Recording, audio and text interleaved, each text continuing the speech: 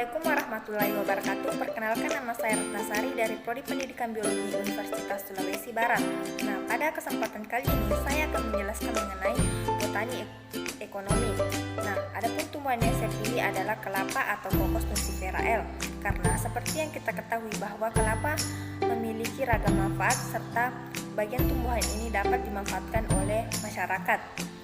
Nah, informasi ini saya dapatkan dari beberapa sumber jurnal. Nah, di sini saya sudah menampilkan jurnal tersebut. Kemudian selanjutnya, kelapa ini memiliki nama latin yaitu Cocos nucifera dan nama lokalnya di daerah saya itu dalam bahasa Bugis disebut kaluku. Kemudian nama dagangnya itu tergantung dari pengolahannya. Apabila dijadikan sebagai kopra, maka disebut sebagai kaloko juga dalam bahasa Bugis. Nah, kemudian ciri umum dari kelapa itu sendiri. Di sini dapat kita lihat dengan jelas bahwa kelapa itu memiliki batang yang tinggi, umumnya berdiri tegak dan tidak bercabang. Kemudian memiliki buah yang cukup besar. Nah, kemudian warna buahnya ini tergantung dari jenis pohonnya. Karena kelapa itu sendiri ada yang berwarna hijau, berwarna orange maupun kekuning-kuningan. Selanjutnya klasifikasi dari kelapa. Nah,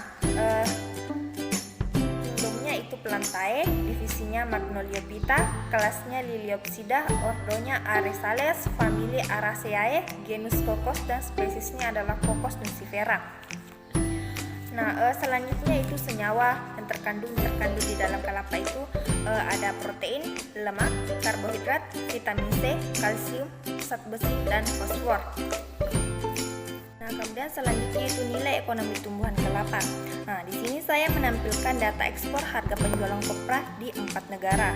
Nah, data ini saya ambil dari jurnal mengenai analisis daya saing ekspor kelapa Indonesia di pasar internasional oleh Andika Yoga Baskara dan Supriyono.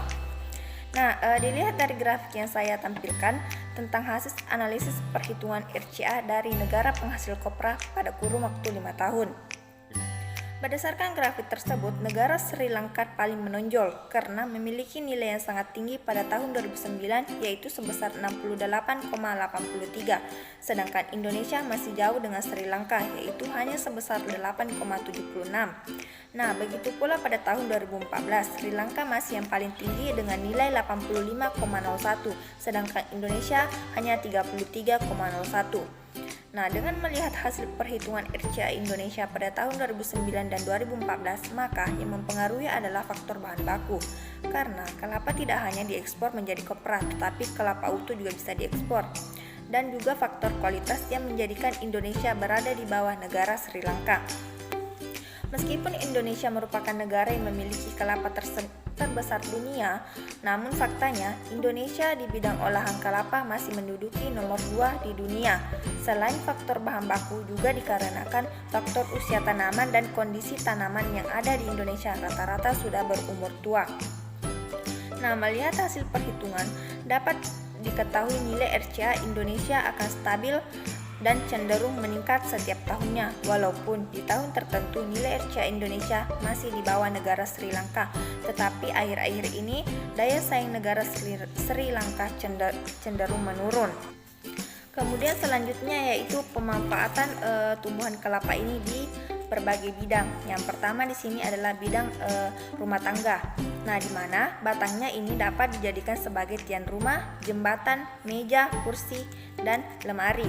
Nah, kemudian daunnya dapat dibuat sebagai atap rumah atau berbagai macam anyaman.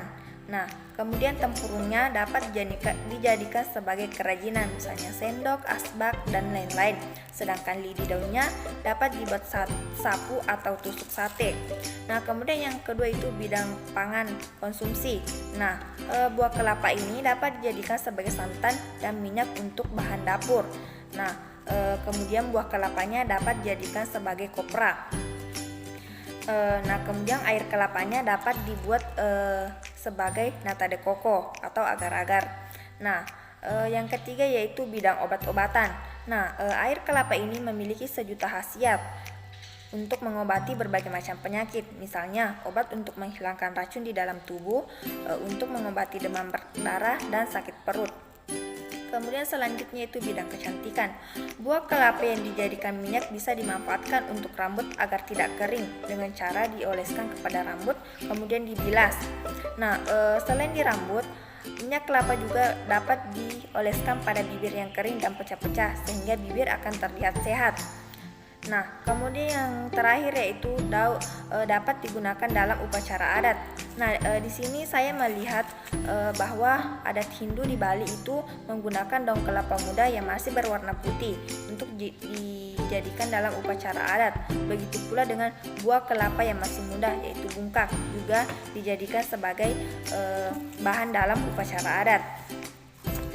Nah, semua pemanfaatan kelapa dalam bidang-bidang tertentu ini memiliki nilai ekonomis yang tinggi apabila diperjualbelikan di pasar, karena kelapa ini memiliki ragam manfaat sehingga baik untuk kesehatan dan juga mudah dalam pemanfaatannya untuk digunakan dalam masyarakat. Mungkin itu saja yang bisa saya sampaikan mengenai tumbuhan kelapa yang saya paparkan melalui video ini. Lebih dan kurangnya mohon dimaafkan. Wabillahi taufik wal hidayah. Wassalamualaikum warahmatullahi wabarakatuh.